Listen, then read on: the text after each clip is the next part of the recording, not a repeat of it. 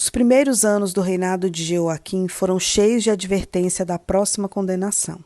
A palavra que o Senhor falara pelos profetas estava prestes a ser cumprida. O poder da Assíria ao norte, supremo por tanto tempo, não mais devia reger as nações.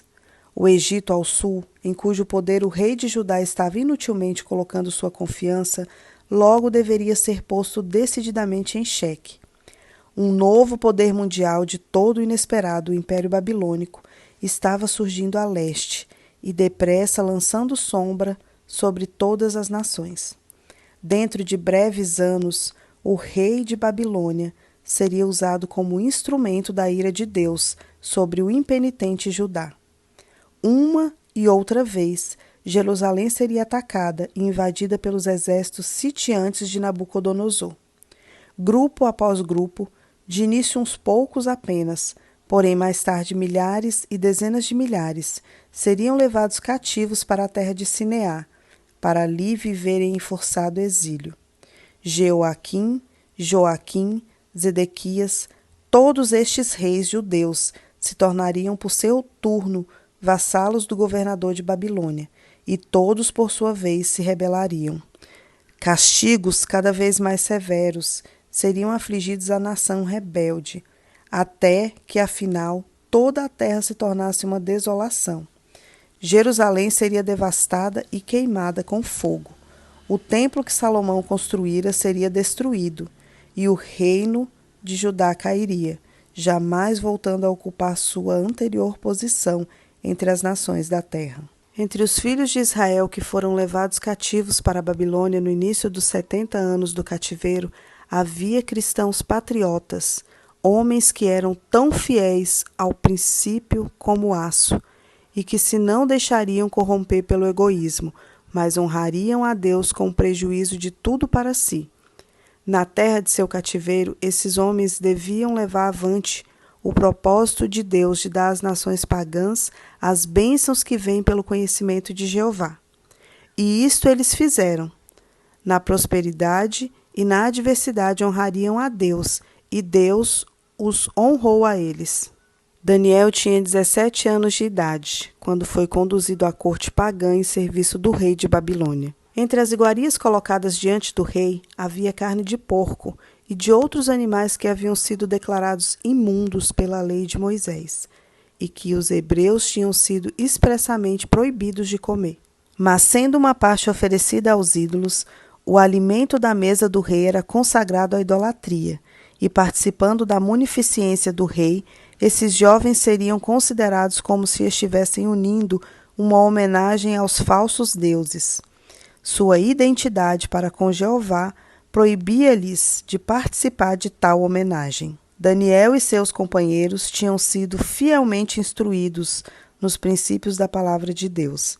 Haviam aprendido a sacrificar o terrestre pelo espiritual, a buscar o mais alto bem.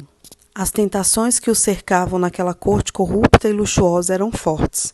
O fato de que eles, os adoradores de Jeová, eram cativos em Babilônia, de que os utensílios da casa de Deus tinham sido postos no templo dos deuses daquela cidade e de que o próprio rei de Israel era prisioneiro nas mãos dos babilônicos, era orgulhosamente mencionado pelos vitoriosos como evidência de que sua religião e seus costumes eram superiores aos dos hebreus.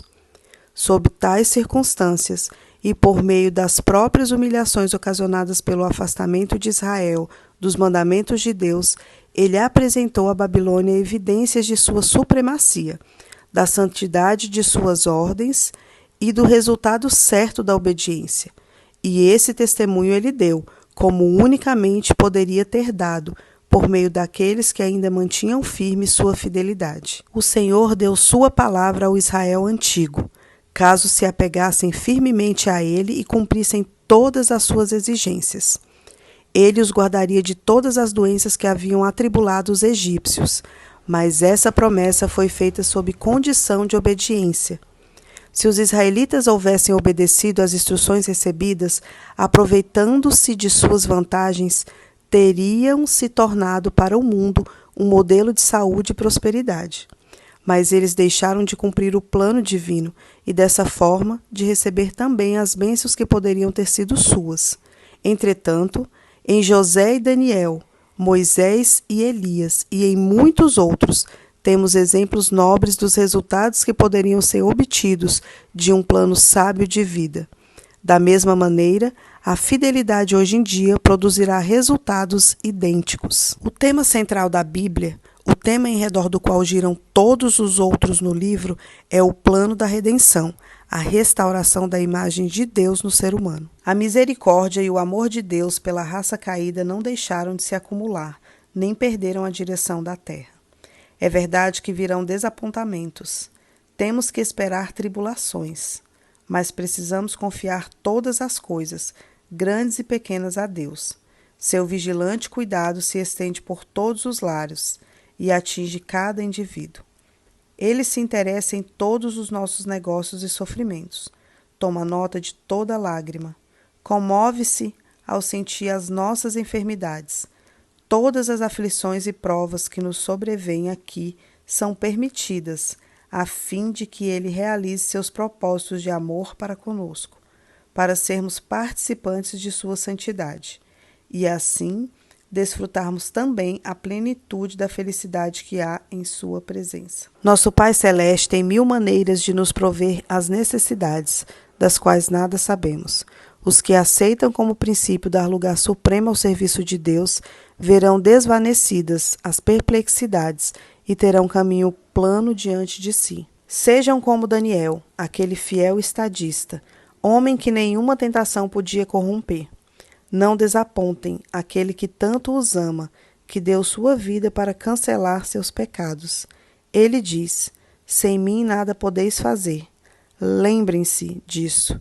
Se vocês tiverem cometido erros, certamente alcançarão a vitória ao reconhecerem estes erros e os considerarem farol de advertência. Assim, vocês transformarão a derrota em vitória, desapontando o inimigo e honrando seu Redentor. Quando, na providência de Deus, esses escolhidos foram levados cativos, foi para levarem às nações pagãs as bênçãos que sobrevêm à humanidade, mediante o conhecimento de Deus. Cumpria-lhes ser representantes de Jeová. Nunca deveriam transigir com os idólatras. Cumpria-lhes considerar uma honra especial, sua fé religiosa e seu nome como adoradores do Deus vivo. E assim fizeram. Na prosperidade e na adversidade, honraram a Deus e Deus os honrou. Da mesma forma, por meio de Daniel, Deus colocou uma luz ao lado do trono do maior império do mundo, para todos quantos quisessem aprender acerca do Deus vivo e verdadeiro. Reuniam-se nas cortes de Babilônia, representantes de todas as terras, homens de talentos, os mais seletos, os homens mais ricamente dotados de dons naturais e possuidores de mais elevada cultura que este mundo podia proporcionar. Todavia, entre eles todos, os cativos hebreus eram inigualáveis. Dia a dia instruiu Deus a seus filhos. Pelas circunstâncias da vida diária, prepara-os para a parte que tem de desempenhar naquele mais vasto cenário que sua providência lhes designou. É o resultado de sua diária prova que determina a vitória ou derrota deles na grande crise da vida. Os que deixam de compreender sua contínua dependência de Deus serão vencidos pela tentação.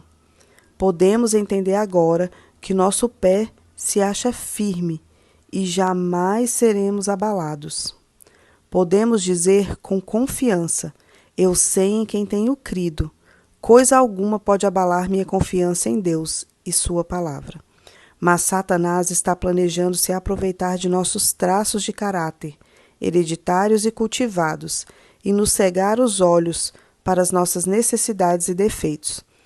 Unicamente compreendendo a própria fraqueza e olhando firmemente para Jesus, podemos caminhar com segurança. E em nenhum lugar encontraremos uma ilustração mais compreensível e convincente da verdadeira temperança e suas consequentes bênçãos do que a que é propiciada pela história do profeta Daniel e seus companheiros na corte de Babilônia. A fim de saber quais são os melhores alimentos, cumpre-nos estudar o plano original de Deus para o regime do homem. Aquele que criou o homem e lhe compreende as necessidades, designou a Adão o que devia comer. Eis que vos tenho dado toda a erva que dá semente, e toda a árvore em que há fruto de árvore que dá semente, ser-vos-ão para mantimento. Ao deixar o Éden para ganhar a subsistência, lavrando a terra sob maldição do pecado, o homem recebeu também permissão para comer a erva do campo. Daniel e seus companheiros foram levados à prova. Colocaram-se completamente do lado da justiça e da verdade. Não agiram caprichosamente, mas com inteligência.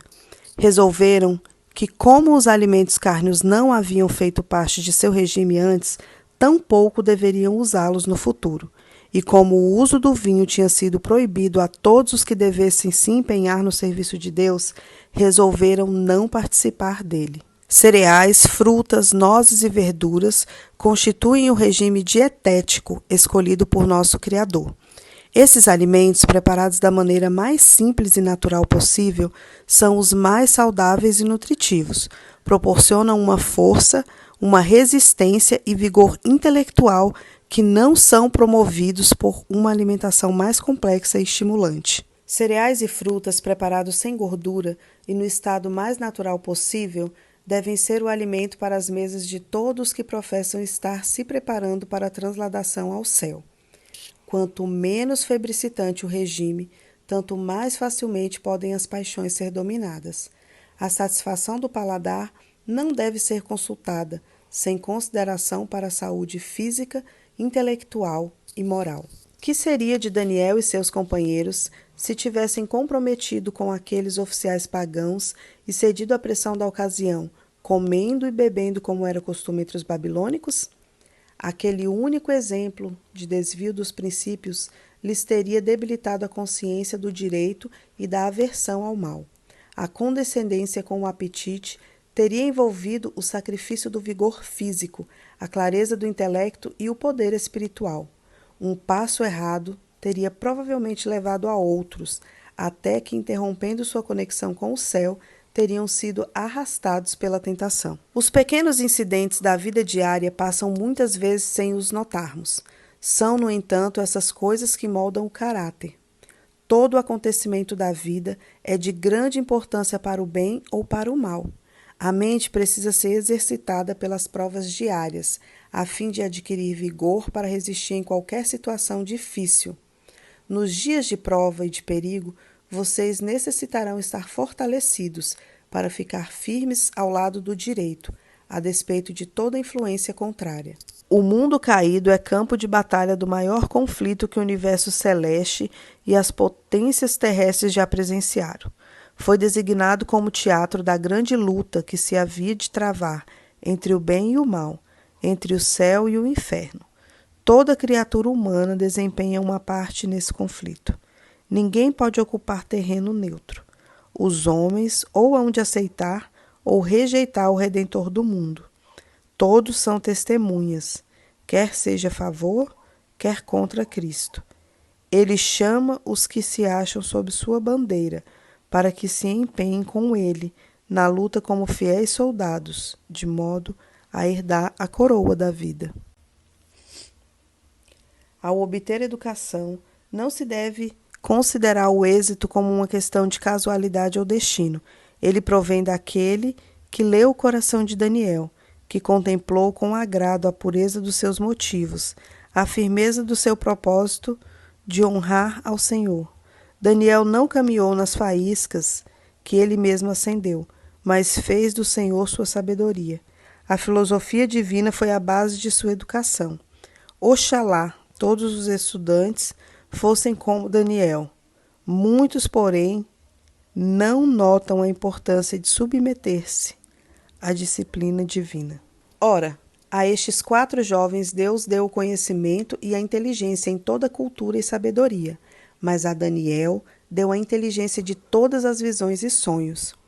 Estes jovens tinham Deus como seu educador. Os elos dourados da corrente celestial ligavam o finito com o infinito. Eles eram participantes da natureza divina. Tinham o máximo cuidado em manter-se em contato com Deus. Oravam, estudavam e aplicavam à vida prática sua mente estritamente conscienciosa e humilde. A palavra do Senhor era seu alimento e bebida.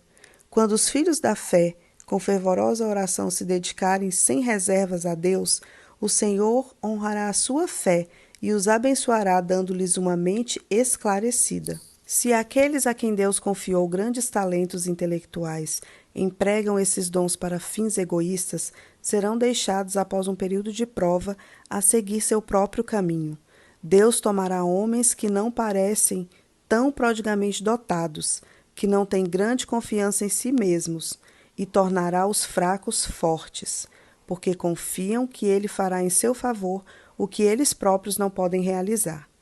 Deus aceitará o serviço prestado de todo o coração e suprirá por sua parte as deficiências. Esses homens têm aplicado as faculdades de maneira mais diligente, e o Senhor os tem recompensado pela fidelidade à sua obra, pela laboriosidade, a sede de conhecimento. Ele lhes tem sido testemunha das lágrimas, ouvido suas orações. Como desceram suas bênçãos sobre os cativos na corte de Babilônia, assim dará a ele sabedoria e conhecimento aos seus obreiros de hoje. Assim como Deus chamou Daniel para testemunhar por ele em Babilônia, ele nos chama para sermos testemunhas suas no mundo hoje, tanto os menores como nos maiores negócios da vida. Ele deseja que revelemos aos homens os princípios do seu reino. Muitos estão esperando que uma grande obra lhes seja levada, ao mesmo tempo que perdem diariamente oportunidades para revelar fidelidade a Deus. Diariamente deixam de se desincumbir com inteireza de coração dos pequenos deveres da vida.